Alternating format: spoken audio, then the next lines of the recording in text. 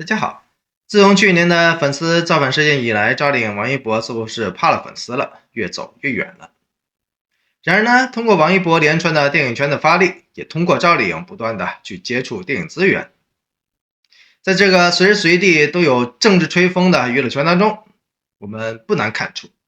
通过这种异常高频的资源置换、影视腾挪的双向的流动，